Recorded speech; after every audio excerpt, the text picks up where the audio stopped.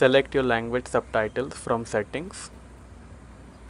अस्सलाम वालेकुम, good morning. आप सबका मेरे चैनल पर वापस से स्वागत है। तो फाइनली गोल्ड ने थोड़ा सा करेक्शन तो ज़रूर दिखाया है। पिछले हफ्ते थोड़ा सा गोल्ड करेक्ट हुआ है। गोल्ड प्राइसेस में एक थोड़ी सी नरमी देखने को ज़रूर मिली है। अब यह है कि ये नरमी परमानेंट रहेगी कि नहीं रहेगी, that we will have to see. Gold prices open हुए थे $2390 के आसपास मंडे को। 2290 तक चले गए थे। इनफैक्ट 2290 के आसपास से ही जो है रिवर्सल हुआ है। अब यह है कि मेजॉरिटी ऑफ डेटा कंक्लूड हो चुका है। अगले हफ्ते जो है फेडरल रिजर्व की प्रेस कॉन्फ्रेंस है। वैसे जब दिसंबर में फेड चेयरमैन ने बोला था कि अगले साल 3-4 रेट कट्स हो सकते हैं, तो मार्केट ने आइडिया लगाया था कि हो सकता है कि मार्च में ही पहला रेट कट हो जाए। फिर जैसे जैसे इन्फ्लेशन बढ़ती रही तो मार्केट को लगा कि यस, अब मार्च में होना मुश्किल है, तो इट इज़ पॉसिबल कि मई जून में पहला हो जाए। तो पहले सारी जो आशंकाएं थी, पहले जो सारे आइडियाज़ थे, ये थे कि मई में पहला रेट कट हो जाएगा गोल्ड प्राइसेस के लिए और जो है गोल्ड ऊपर जा सकता है। बट जैसे जैसे जनवरी फरवरी के डेटा आए, इनफैक्ट अब मार्च का भी डेटा हमारे पास है, कोर पीसी इंडेक्स यानी कि पर्सनल कंजम्पशन एक्सपेंडिचर, जो फेडरल रिजर्व का फेवरेट इन्फ्लेशन वाला इंडिकेटर है, वो भी बढ़ के आया है। ऐसा नहीं है कि इन्फ्लेशन बहुत ज़्यादा बढ़ गई है 2022 की तरह के 3% से 9% चली गई। बट जिस तरीके से इन्फ्लेशन कूल डाउन हो रही थी, जिस तरीके से इन्फ्लेशन को कूल डाउन करने की कोशिश की थी फेडरल रिजर्व ने रेट हाइक करके, वो नहीं हो रहा है। इनफैक्ट नीचे भी नहीं जा रही है इन्फ्लेशन। अब इस इन्फ्लेशन के इंक्रीज को हम ऐसा नहीं कहेंगे इन्फ्लेशन बढ़ रही है, बट इन्फ्लेशन स्टिकी है। स्टिकी मतलब इन्फ्लेशन घट नहीं रही है। जो फेडरल रिजर्व का टारगेट है 2% के आसपास का, उसके लिए अभी फेडरल रिजर्व को और मेहनत करनी पड़ेगी। इनफैक्ट अब जो अगले हफ्ते प्रेस कॉन्फ्रेंस होने वाली है, 90% चांसेस हैं कि एक भी रेट कट अगले हफ्ते नहीं होगा। बट यस, थोड़ी सी क्लैरिटी हमें मिल जाएगी कि रेट कट कब होगा।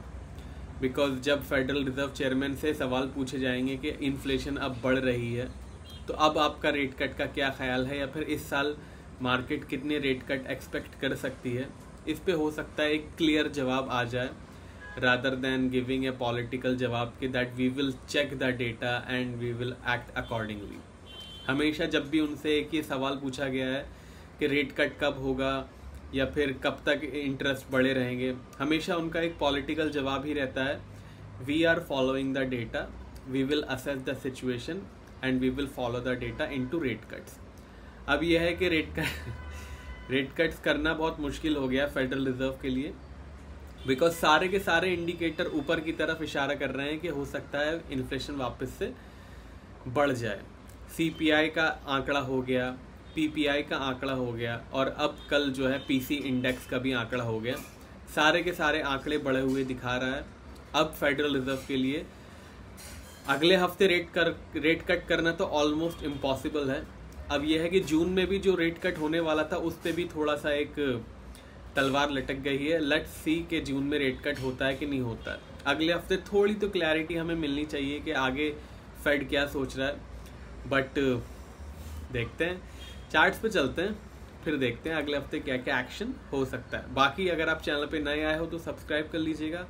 वीडियो आपको अच्छा लगे तो लाइक कर दीजिएगा, बहुत ज़्यादा अच्छा लगे तो थैंक्स का बटन दबा दीजिएगा। चलिए चार्ट्स पे चलते हैं।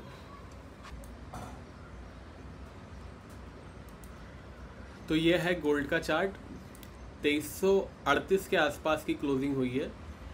अब ये क्लोजिंग एक अच्छी क्लोजिंग आप मान सकते हो, बिकॉज ये जो ट्यूसडे लो बनाया था 2294 का लो, उसके बाद एक अच्छी रिकवरी गोल्ड प्राइसेस ने दिखाने की कोशिश करी। इनफैक्ट थर्सडे फ्राइडे आपको ज़्यादा ही एक ब्लू कैंडल दिखेगा। इनफैक्ट फ्राइडे की क्लोजिंग जो है ये ब्लू में हुई है, दैट इज़ थोड़ा सा एक अलग इशारा कर रही है।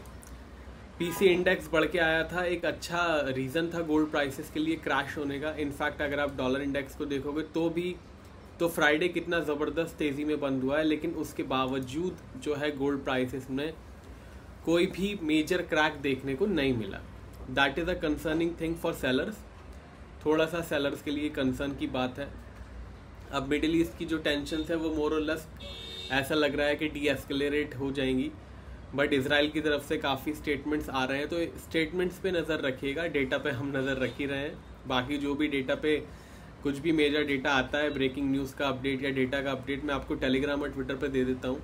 दोनों का लिंक डिस्क्रिप्शन में है, तो प्लीज़ मुझे वहाँ फॉलो कर लीजिएगा। ध्यान रखिएगा मेरे नाम से बहुत सारे फेक चैनल्स भी हैं, तो लिंक्स जो डिस्क्रिप्शन में उसी से जाइएगा। तो अब 2338 के आसपास की क्लोजिंग तो हो गई है, और ये जो ब्लू क्लोजिंग है ये बहुत थोड़ी सी कंसर्निंग की बात है। Despite inflation increase, despite dollar index increase, gold did not crack. Gold को क्रैश होना चाहिए था, इनफैक्ट एक अच्छा क्रैश होना चाहिए था। गोल्ड के पास सारे रीज़न थे क्रैश होने के, उसके बावजूद गोल्ड प्राइसेस में कोई क्रैश नहीं आया। ये थोड़ी सी कंसर्न की बात है। तो प्लीज़ अगर आप सेलिंग में जा रहे हो या फिर सेलिंग में बैठे हो तो आपको थोड़ा सा सावधान होने की ज़रूरत है। बाकी कुछ भी रहेगा तो मैं इंट्राडे अपडेट तो करता ही हूँ, मंडे टू फ्राइडे मेरे वीडियोस आते हैं, आप उसको भी देख लीजिएगा। बट थोड़ा सा कंसर्न की बात है कि यहाँ पे क्रैश आना चाहिए था। काफ़ी बार हमने ऐसा भी देखा है कि गोल्ड प्राइसेस डिले मूवमेंट देते हैं। काफ़ी बार हमने देखा है कि नॉन फार्म पेरोल नंबर्स बढ़ के आते हैं, बट गोल्ड क्रैश जो होता है वो मंडे या ट्यूसडे होता है। अगर मंडे ट्यूसडे गोल्ड क्रैश होता है देन फिर अच्छी बात है, अगर नहीं होता है तो फिर एक थोड़ा सवाल उठ जाएगा। बाकी आने वाले हफ्ते में कौन कौन से मेजर डेटा हैं फेड के प्रेस कॉन्फ्रेंस के अलावा, वो चेक कर लेते हैं। सारे टाइमिंग जो आपको दिखेंगे वो इंडियन स्टैंडर्ड टाइमिंग के हिसाब से दिखेंगे। मंडे को स्पेन का महंगाई का आंकड़ा है, चाइना के मैन्युफैक्चरिंग नंबर्स हैं, उसके बाद यूरोप के महंगाई के आंकड़े हैं, यूएस के एम्प्लॉयमेंट कॉस्ट इंडेक्स है क्वार्टरली, कंज्यूमर कॉन्फिडेंस है यूएस का Monday. Tuesday advance non farm payroll Wednesday advance non farm payroll आंकड़े हैं। ये एडवांस नंबर्स हैं, ना कि एक्चुअल आंकड़े हैं, तो प्लीज़ ध्यान रखिएगा। Actual numbers will be release by Friday. उसके बाद मैन्युफैक्चरिंग नंबर हैं, जॉब ओपनिंग्स हैं, फाइनली फेडरल रिजर्व का आंकड़ा है वेडनेसडे को। उसके बाद थर्सडे को सीपीआई का आंकड़ा है स्विट्ज़रलैंड का। अगर आप स्विट्ज़रलैंड जाना चाहते हो तो आपके लिए ये ज़रूरी है। अनएम्प्लॉयमेंट क्लेम्स है। फ्राइडे को भी मेजर डेटा है, अनएम्प्लॉयमेंट रेट है, नॉन फार्म पेरोल आंकड़ा है, एवरेज आवरली अर्निंग है, सर्विसेज आंकड़ा है। तो नेक्स्ट वीक पूरा एक्शन पैक्ड हफ्ता रहने वाला है। तो प्लीज़ अगर आप कोई भी ट्रेड ले रहे हो तो स्टॉप लॉस के साथ लीजिएगा, बिना स्टॉप लॉस के ट्रेड लेंगे तो प्रॉब्लम हो सकती है। तो अगले हफ्ते का रेजिस्टेंस और अगले हफ्ते का सपोर्ट देख लेते हैं क्या क्या है। सपोर्ट है अगले हफ्ते का $2250 का। ध्यान रखिएगा ये सपोर्ट है, इसके नीचे क्लोजिंग होगी तो ही कुछ गोल्ड को राहत मिलेगी। रेजिस्टेंस है 2410 का। ट्रेंड पॉजिटिव बना हुआ है। काफ़ी लोग कमेंट कर रहे थे कि जब ट्रेंड नेगेटिव है तो गोल्ड ऊपर क्यों जा रहा है। इंट्राडे ट्रेंड हमेशा इतना रिलायबल नहीं रहता है, तो अगर इंट्राडे ट्रेंड नेगेटिव है तो इट डज नॉट मीन कि it will remain negative through out the day. जैसे ही ट्रेंड चेंज होता है तो मैं आपको मार्केट कमेंट्री में बता ही देता हूँ। मार्केट कमेंट्री की जानकारी आप मेरी वेबसाइट पे जाके देख सकते हैं या फिर मेरी टीम से ले सकते हैं, नंबर डिस्क्रिप्शन में है, व्हाट्सएप का नंबर है वो। तो काफ़ी लोग पूछ रहे थे कि गोल्ड नेगेटिव था सुबह तो अभी नीचे क्यों नहीं जा रहा है। इंट्राडे ट्रेंड जो होता है वो स्विंग ट्रेडिंग के लिए होता है, स्कैल्पिंग के लिए होता है। अगर आप ये सोच रहे हो कि $50-100 गिर जाए बिकॉज इंट्राडे ट्रेंड नेगेटिव है, वो थोड़ा मुश्किल होता है। वीकली ट्रेंड में आप $50-100 की मूवमेंट एक्सपेक्ट कर सकते हो। जैसे कि अगर इसका नेक्स्ट वीक ट्रेंड चेंज होता है और जहाँ से चेंज होता है तो वहाँ से आप $50-100 एक्सपेक्ट कर सकते हो। मैं ये कह रहा हूँ एक्सपेक्ट कर सकते हो, ज़रूरी नहीं है कि वहाँ से भी $50-100 गिरेगा। काफ़ी बार ऐसा भी होता है कि सपोर्ट के नीचे क्लोजिंग दे के मार्केट $100 ऊपर चला जाता है। But yes weekly supports resistance जो है वो $50-100 के ट्रेंड के लिए ज़्यादा देखनी चाहिए अपने को, ना कि इंट्राडे वाले। सिल्वर पे आते हैं। सिल्वर में एक थोड़ा सा जो है क्रैक देखने को आपको मिलेगा ज़रूर। मंडे ओपन हुआ था 28.60 के आसपास, लो चला गया था तकरीबन 26.70, यानी $2 का क्रैक ऑलरेडी देखने को मिला। 27.20 के आसपास की क्लोजिंग देखने को मिली है, तो काफ़ी लोगों को लग रहा होगा कि ये वीक जोन में चला गया है। Absolutely not. वीकली चार्ट अभी भी पॉजिटिव जोन में ही है, और कब तक है?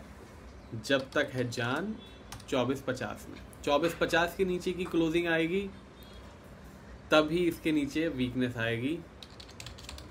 रेजिस्टेंस है $29 का, ट्रेंड है positive. This is weekly trend and not intraday trend. Intraday trend हमेशा डिफरेंट हो सकता है, तो इंट्राडे ट्रेंड अलग होता है, ध्यान रखिएगा। इंट्राडे ट्रेंड के लिए आप मेरे मंडे टू फ्राइडे वीडियो देख सकते हैं। क्रूड ऑयल पे आते हैं। 83-64 के आसपास की क्लोजिंग हुई है, ज़्यादा कुछ हुआ नहीं है। मंडे ओपन हुआ था 81-83 के आसपास, हाइस बनाए 84-55 के आसपास, ज़्यादा कुछ मूवमेंट हुआ नहीं, तो ज़्यादा कुछ मूवमेंट हो नहीं रहा है क्रूड ऑयल प्राइसेस के अंदर। तो रेजिस्टेंस सपोर्ट क्या है देखते हैं। सपोर्ट है $77 का। $77 यानी $77 के नीचे की अगर क्लोजिंग होती है तो फिर आप 75 यानी कि 75 और $72 तक एक्सपेक्ट कर सकते हो। रेजिस्टेंस है $88 का। इसके ऊपर की क्लोजिंग का मतलब है $90 और $95 की तरफ जा सकते हैं। ट्रेंड पॉजिटिव है तो रखिएगा ख्याल। पेड सिग्नल्स, मार्केट कमेंट्री की जानकारी मेरी वेबसाइट पर अवेलेबल है, लिंक डिस्क्रिप्शन में है। टीम का व्हाट्सएप नंबर भी डिस्क्रिप्शन में अवेलेबल है। वीडियो पसंद आया हो तो लाइक शेयर कमेंट कीजिएगा। बहुत ज़्यादा पसंद आया हो तो थैंक्स का बटन यूज़ कीजिएगा। अब मिलेंगे नेक्स्ट वीडियो में, तब तक के लिए टेक केयर, बाय बाय।